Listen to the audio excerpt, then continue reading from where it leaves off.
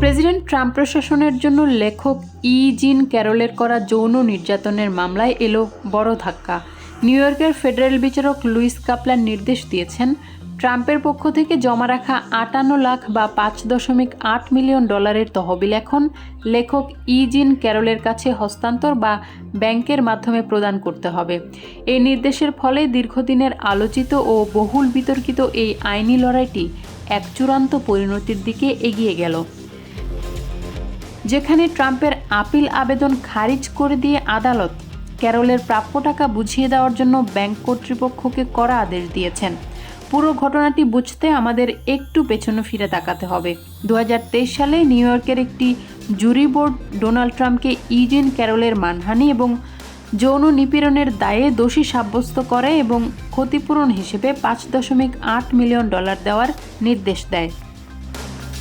Trump এই রায়কে challenge করে উচ্চ আদালতে আপিল করেছিলেন এবং নিয়ম অনুযায়ী আপিল চলাকালীন এই বিপুল পরিমাণ অর্থ আদালতের একটি সুরক্ষিত ফান্ডে বা এসক্রো অ্যাকাউন্টে জমা রাখা হয়েছিল। কিন্তু সম্প্রতি আপিল আদালত ট্রাম্পের সেই আবেদন খারিজ করে দেওয়ায় বিচারক লুইস কাপলান এই অর্থ অবিলম্বে ক্যারলের অ্যাকাউন্টে স্থানান্তরের নির্দেশ জারি করেন।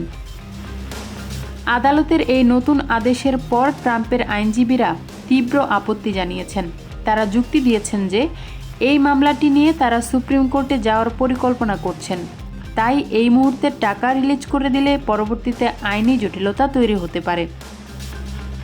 তবে বিচারক কাপলান এই যুক্তি সরাসরি নাকচ করে দেন। তিনি স্পষ্ট জানিয়ে দিয়েছেন, ট্রাম্পের আপিল যেহেতু ইতিমধ্যে খারিজ হয়ে গেছে, তাই ক্যারলকে তার প্রাপ্য অর্থ থেকে আর বঞ্চিত করে রাখার কোনো আইনি ভিত্তি নেই। আইন অনুযায়ী এই টাকা এখন ক্যারলের অধিকার।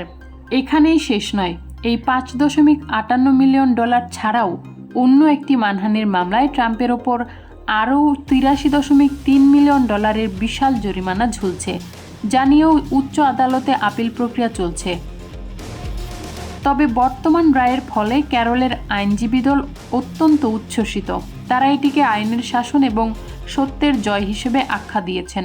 আমেরিকার রাজনৈতিক ও আইনি ইতিহাসে একজন সাবেক বা বর্তমান রাষ্ট্রপ্রধানের কাছ থেকে এভাবে আদালতের নির্দেশে বিপুল পরিমাণ অর্থ আদায়ের ঘটনা অত্যন্ত বিরল। এই রায় ট্রাম্পের আইনি ও রাজনৈতিক ভাবমূর্তিতে কেমন প্রভাব ফেলে, এখন সেটাই দেখার বিষয়।